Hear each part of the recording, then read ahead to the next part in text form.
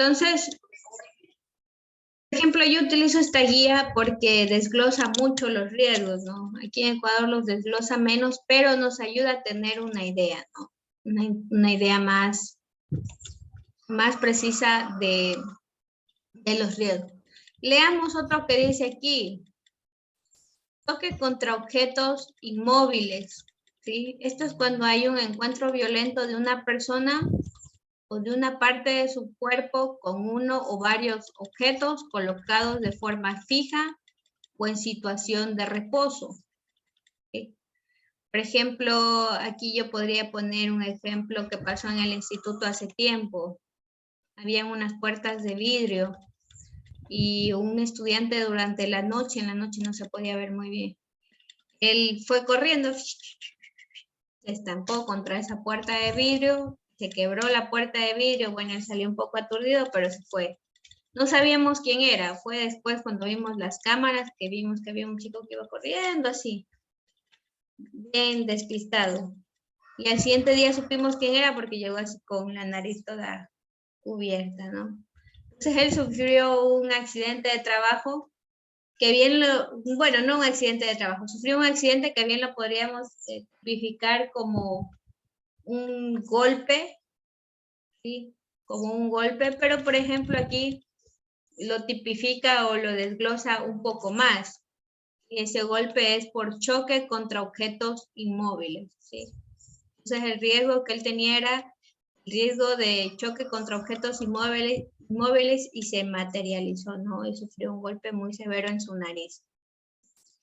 Veamos cómo cataloga la parte de golpes, cortes por objetos o herramientas. Es otro riesgo muy utilizado. Situación que puede producirse ante el contacto de alguna parte del cuerpo de los trabajadores con objetos cortantes, punzantes o abrasivos.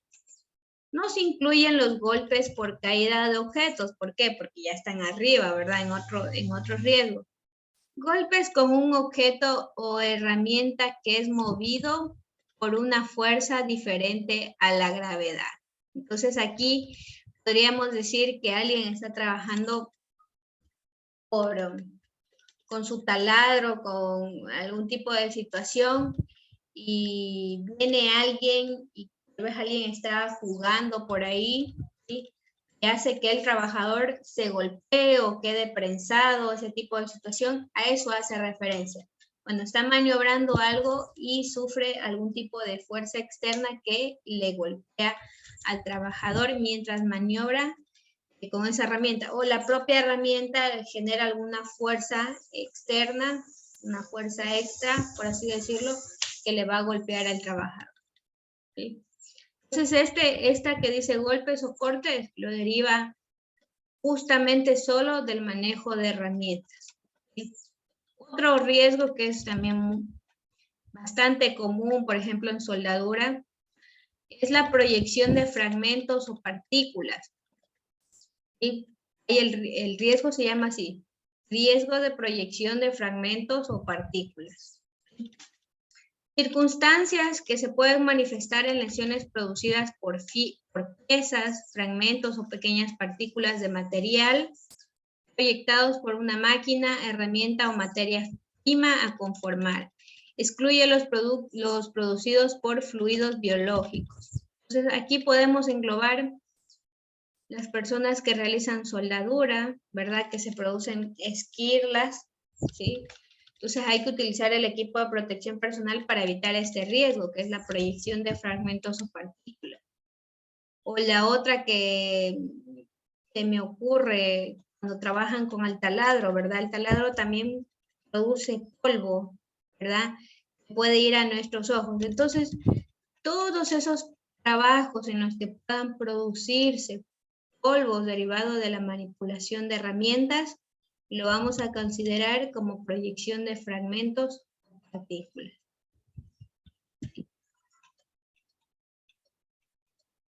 Y aquí vemos que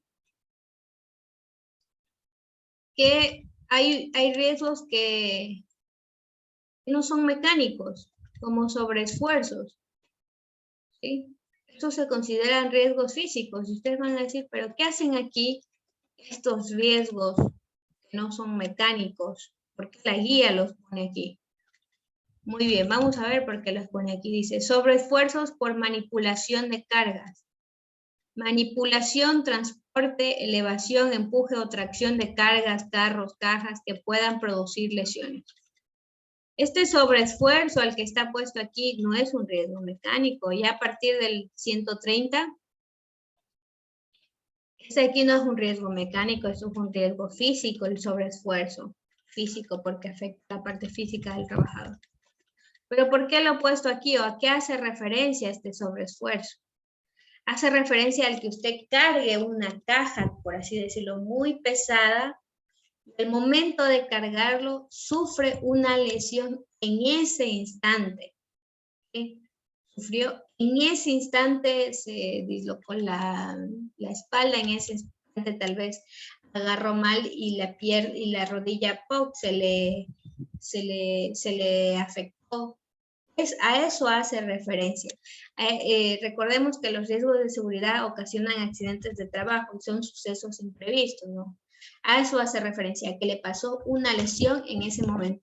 No me refiero a un cansancio, al cansancio de que usted cargó la caja y dice, uff, pero puede seguir y no le pasó nada y sigue, ¿no? Eso es un riesgo ergonómico, el que le produce ese cansancio.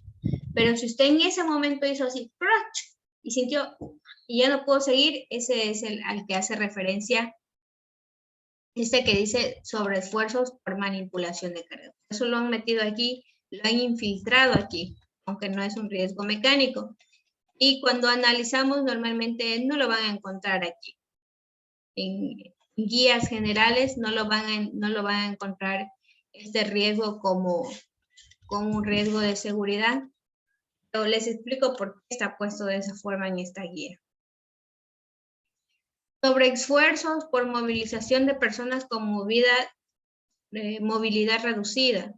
Manipulación, transporte, elevación, empuje o tracción de personas con movilidad reducida que pueden producir lesiones. Tal vez usted siempre tiene que ayudar a algún familiar, entonces eso le puede producir una lesión, pero si le produce una lesión en ese instante, ojo, no, si le produce una lesión en ese instante, lo consideramos como riesgo de seguridad. Y si no, pues es un riesgo económico. Bueno, tal vez esto sea un poco ambiguo para ustedes y confuso. Vuelvo y repito, no suele estar ahí, ¿no? Exposición a temperaturas extremas o temperaturas ambientales extremas. ¿Sí?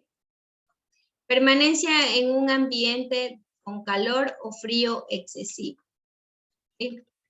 Este es otro riesgo. Los voy a ir señalando, ¿no? Para que mejor ustedes no lo trabajen aquí, ¿no? Les explico por qué están aquí.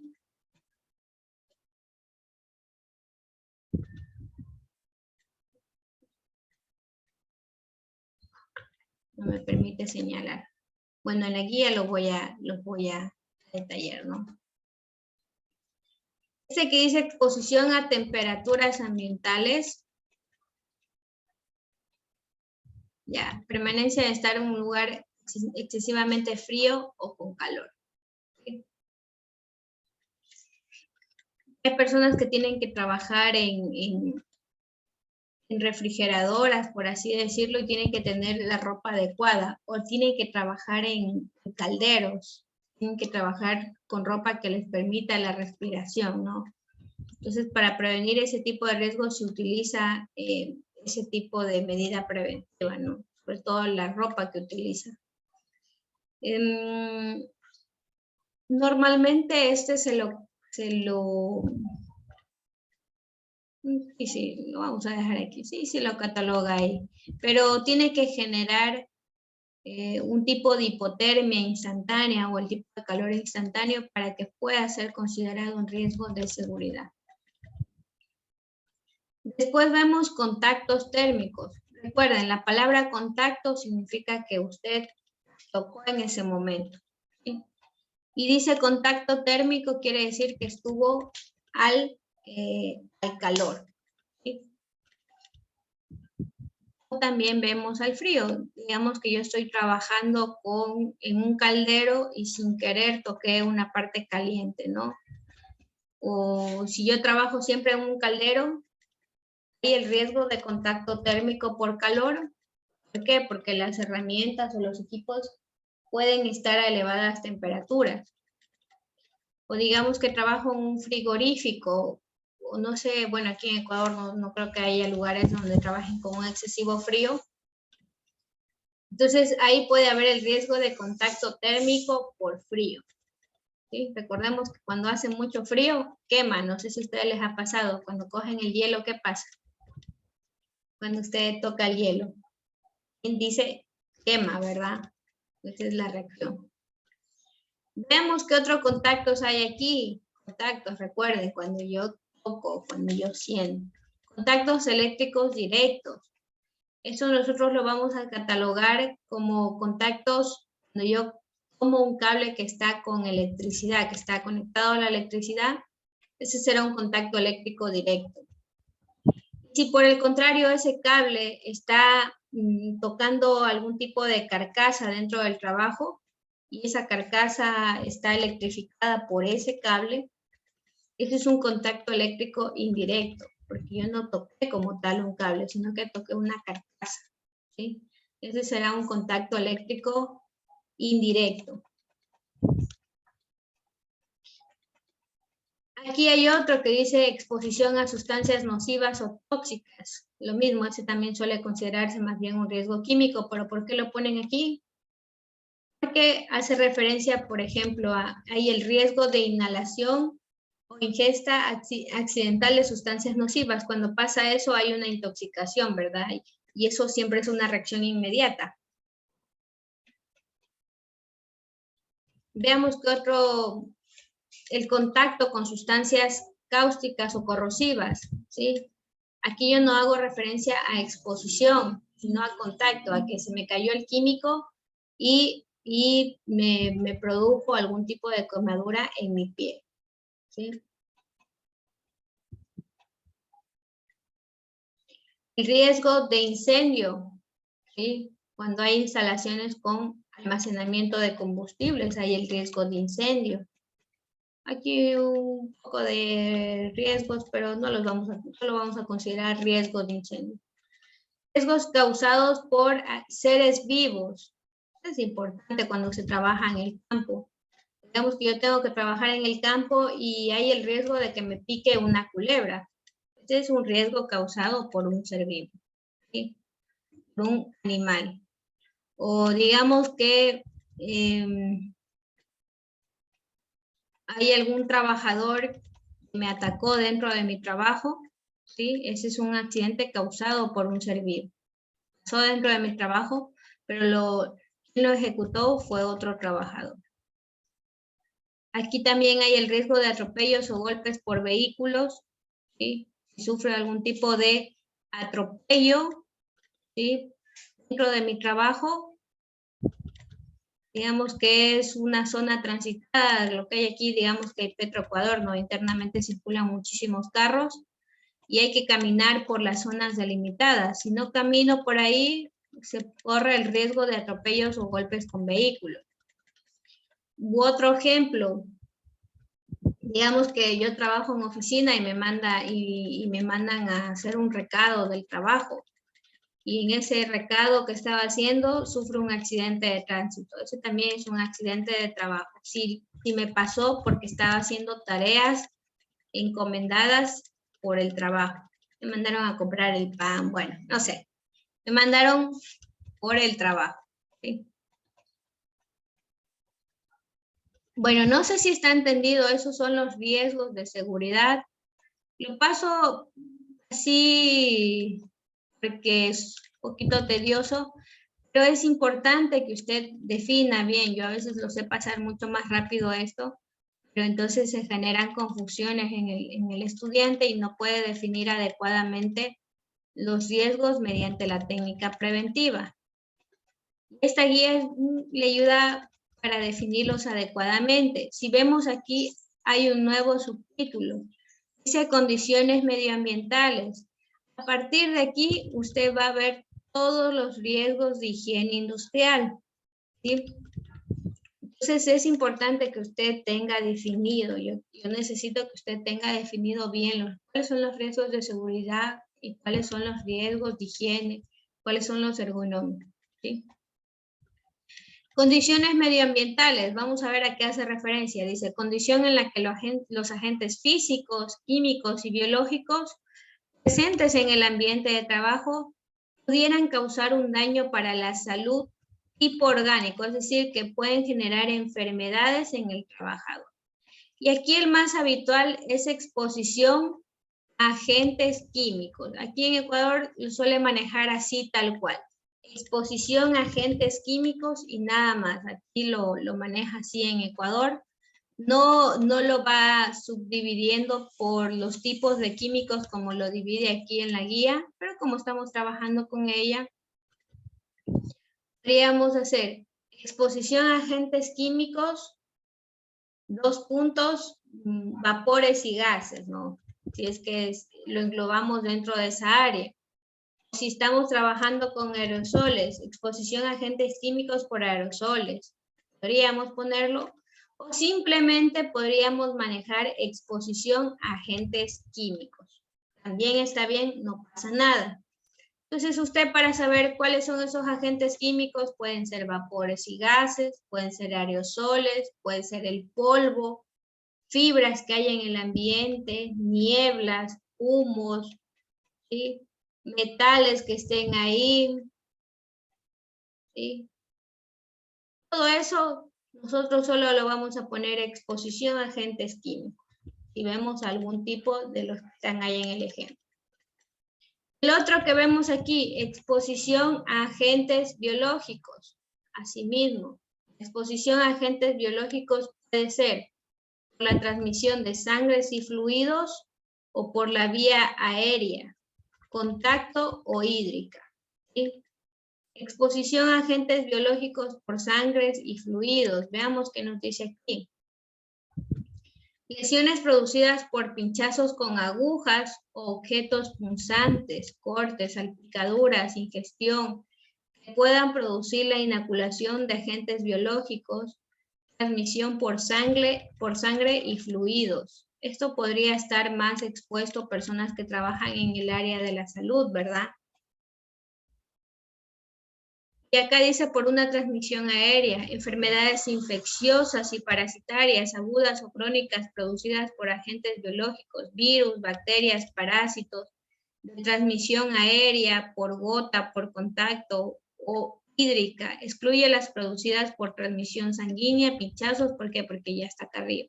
Entonces esa asimismo la vamos a poner solo exposición a agentes biológicos, ¿sí? Aquí se puede hacer un ejemplo, ahí en Xixufindi hay palmeras del Ecuador, ¿verdad? Hay palmeras del Ecuador, y Palmeras tiene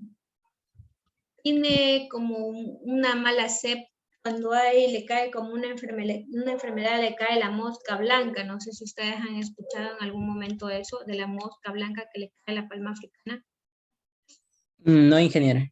Ya, esa mosca blanca empieza a aparecer en todas las palmeras y les pica a los trabajadores, les pica a las personas que están por ahí. Entonces esa picadura al instante no produce nada, ¿sí? Si le produciera al instante sería un accidente a causa de seres vivos, ¿no? Y causar un accidente de trabajo. Pero les pica y les desarrolla una enfermedad en los trabajadores, ¿sí? Entonces podríamos aquí poner exposición a agentes biológicos por el trabajo en la palma africana, ¿no? Ahí creo que se desarrolla un tipo de bacteria o parásito, ¿no? Que es derivada de eso y ocasiona enfermedades en las personas que están cerca de esos animales, ¿no? Eso podríamos catalogarlo ahí. Aquí en nuestro país hay la gente que se dedica al campo, también siempre tiene el riesgo, no sé, antes más era que les picaba algún tipo de bicho y les dejaba gusanos, ese tipo de situaciones en la piel. eso es una exposición a un agente biológico, ¿no? Porque le deja una bacteria viviendo dentro de usted y que le ocasiona fiebre, cosas así, ¿no? Entonces, esa era una exposición a agentes biológicos que están expuestos a la gente del campo, ¿sí? Por su propio trabajo. Grant Davis, digan. Ingeniera, ¿también podría ser por medio de la picadura de un mosquito? Sí, también cuando nos pica el mosquito nos genera la malaria, ¿verdad? Entonces, también, no sé qué tipo de, el paludismo es bacteriano, creo que es una bacteria, ¿verdad? Entonces, si usted trabaja digamos que es una persona que le toca trabajar en la comunidad y digamos que trabaja para el MAE, siempre tiene que estar visitando las comunidades tal vez donde no hay fumigación. Entonces, usted puede estar expuesto al riesgo, expuesto a agentes biológicos, ¿no? Que le pique un zancudo y le produzca paludismo, ¿sí? El paludismo es una enfermedad, al igual que el dengue, es una enfermedad. Si lo adquirió por su trabajo, tiene que ser remunerado por esa enfermedad, ¿sí? Muy bien. Henry, digan. Inge, tengo una pregunta. En un caso, por decir, no me acuerdo el nombre del riesgo, ¿puedo ponerle el código o necesariamente tiene que ir el nombre? El nombre tienen que ponerle porque el código es solo para este guía. Ah, ya, listo. Ya. Es Yo, más Inge, fácil que otra recuerde pregunta. el nombre que el código. Me decía Freddy. Tal vez en alguna actividad, entonces no deberíamos escribir más de las palabras de los riesgos que encontramos en la guía, ¿verdad? Sí, no hay que ponerle más que eso. Solo hay que poner exposición a agentes químicos. Exposición a agentes biológicos. No debe poner exposición a agentes biológicos por moscas en la palma africana, no. Riesgo solo se llama exposición a agentes biológicos y en los factores de riesgo usted escribe. Ahí sí ponemos la razón. Ahí pone la razón, la causa. Trabaja en palma africana y existe este virus de la mosca blanca. ¿Ya? Eso es lo que le afectó. En los factores de riesgo vamos a explicar. En el riesgo solo vamos a poner el nombre. Ah, ya. Muchas gracias, Inge. Listo, Freddy. Sigamos revisando. Aquí hay otro que también le vamos a poner así tal cual. Ruido se llama, así se llama el riesgo. Se llama ruido, es cuando hay un ruido muy, muy fuerte dentro del trabajo. Cuando supera en nuestro Ecuador, en la normativa de Ecuador, dice que un trabajador puede estar expuesto durante su jornada de trabajo, que son 8 horas, tiene que estar expuesto por debajo de los 85 decibelios. Si ya tiene por encima de los 85 decibelios, ya genera un daño en el trabajador, ya se considera ruido. Y hagamos la analogía. ¿Me decía algo por ahí? Decibelios, ¿qué son? No lo entendí muy bien. Decibelios, algo así dijo. ¿Qué significa esto? Ya, muy bien. El decibelio es una escala logarítmica para medir el nivel del ruido, traducido, ¿sí? Iba a hacer ahí una analogía. 60 decibelios normalmente es eso cuando yo estoy hablando en un volumen bajo, ¿verdad? Y usted me puede escuchar, estamos conversando bajito. 70 decibelios es eso cuando nosotros estamos conversando un poco más duro, una conversación normal, esos son 70 decibelios. ¿Sí? Ya 80 decibelios quiere decir que tal vez usted ya está gritando, ¿sí? Y eso en esa escala puede estar. O, por ejemplo, el pito de los carros que está, ese normalmente son unos 90 decibelios, ¿sí? Es un ruido muy fuerte. Entonces, para usted estar 8 horas dentro del mismo lugar, lo máximo que puede soportar son 85 decibelios. Es decir, ese parámetro en el que alguien está gritando fuerte son 80. ¿Sí? Hay un ruido así muy elevado, estamos ahí en 80, 85, pero está todo el tiempo, todo el tiempo. Eso es exposición al ruido. Cuando estoy siempre expuesto a un ruido más de los 85 decibelios. ¿Sí? Es un ruido elevado. No sé si por ahí le sirvió Henry para hacer un poco la analogía del ruido.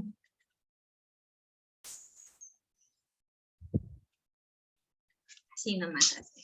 Yo sí. Solo puedo decir. Ya. ¿Qué pasa si yo estoy trabajando al lado de un generador eléctrico o estoy trabajando en la industria donde no sé si ustedes han ido por Petro? El ruido siempre es así.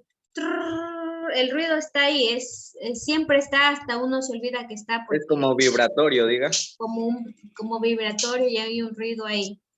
Normalmente ese ruido atenuante ya está en los 85, ¿sí? Pero si ustedes ya están directamente no sé si han entrado en la planta de gas, digamos que ya están directamente en la planta del gas, ahí el ruido es muy fuerte, muy fuerte. Entonces ya tienen que utilizar orejeras. Y aunque uno utiliza orejeras, igual el ruido, igual traspasa en algunos momentos la orejera, ¿sí? Entonces, esos ruidos excesivos, eso es riesgo de ruido. Cuando no lo puedo evitar, está dentro del trabajo, estoy expuesto como trabajador, ¿sí? Ya me tienen que dar mi equipo de protección adecuada, que son mis orejeras, ¿sí? Vemos ahí otro ruido, vibración. Oliver, digan. Disculpe, ingeniera, pero ese ruido, ese del ruido tiene que ser constante para que se considere como ruido o puede ser cada cierto tiempo. Tiene Por que ejemplo, ya, lo bien. que usted nos explica es un ruido constante y pues ahorita se me ocurrió, se me dio una idea, las personas que trabajan en aeropuertos, o sea, guiando a los aviones, trabajan con bastante ruido, pero no constante, porque, o sea, no constante, vienen y van los aviones. Ya, muy bien la pregunta, Oliver. Cuando nosotros queremos determinar si un trabajador está siendo expuesto a un nivel de ruido excesivo, lo que hace el prevencionista es poner un sistema de medición. Y ese sistema de medición lo pone cerca del trabajador, ¿sí? Y empieza a medir los niveles, los decibeles, ¿no? El ruido. Entonces, esta medición la tiene que hacer durante las 8 horas de trabajo, ¿sí? Durante las 8 horas de trabajo, y después esas mediciones tiene que sacar un promedio. Si ese promedio dice que efectivamente hay más de los 85 decibelios, quiere decir que el trabajador está expuesto al ruido. Entonces, en el aeropuerto, ¿qué es lo que pasa? Que muy seguramente, si yo estoy trabajando en una zona un poco externa a la zona de despegue, el ruido va a ser un poco más atenuado y tal vez me salga 85, 84 en mi medición y no pasa nada, no está expuesto al ruido.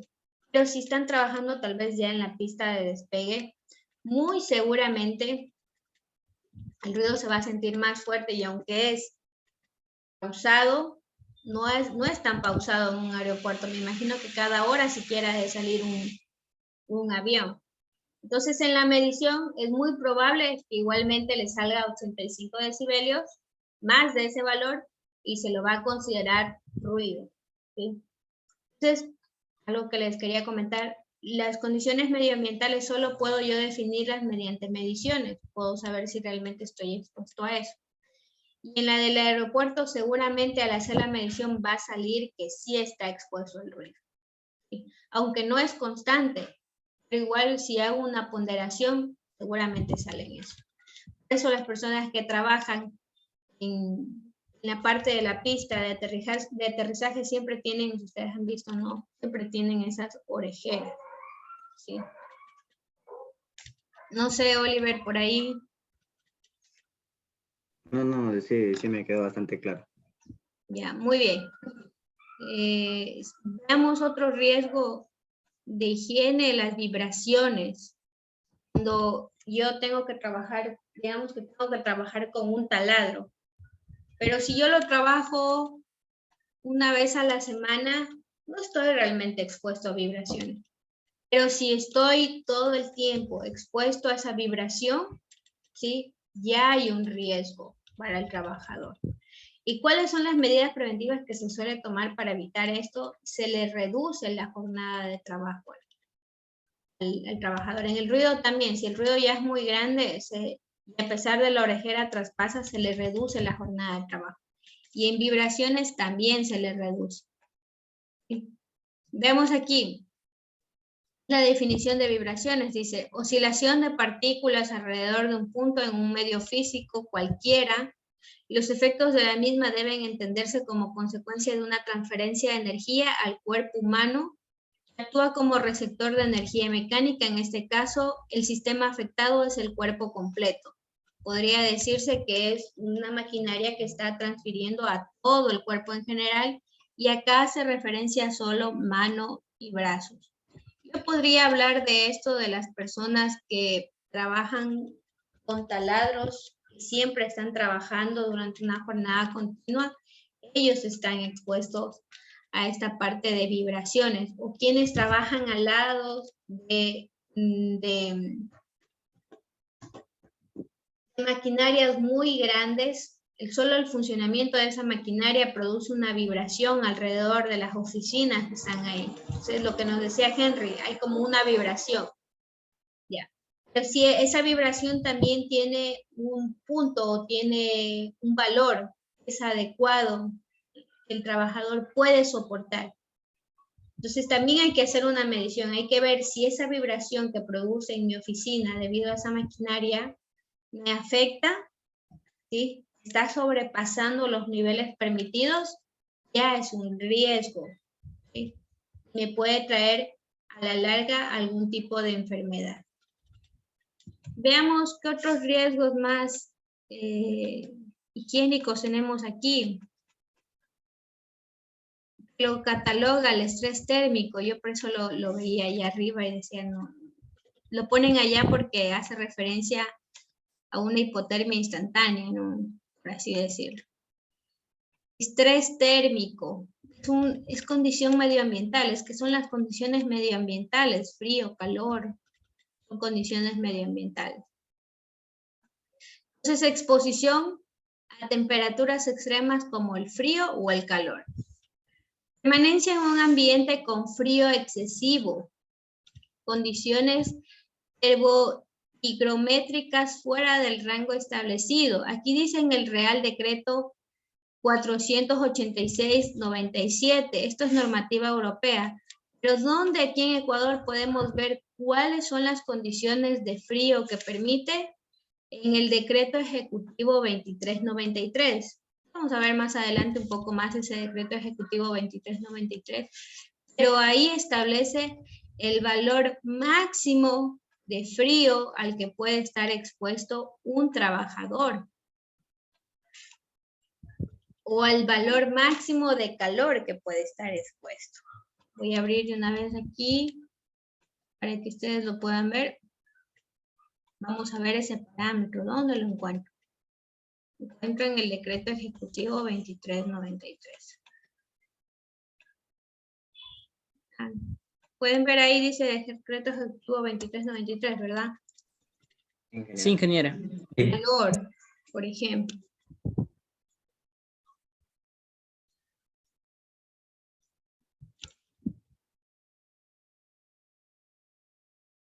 En el numeral 5, dice numeral 5. Aquí también están los valores permitidos de vibraciones y ruidos.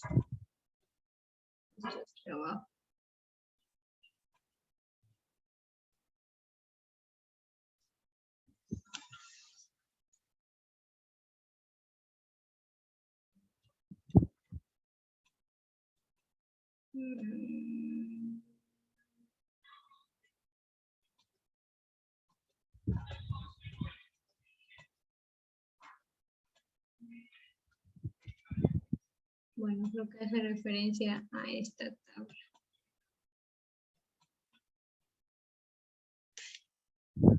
Ya. Carga de trabajo, kilocaloría, hora.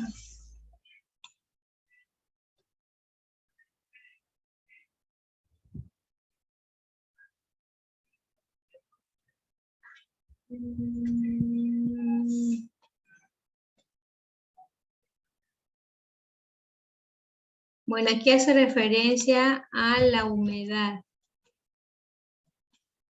Ya. Kilocaloría, hora, no estoy segura si este es el parámetro. Pero ya les voy a revisar.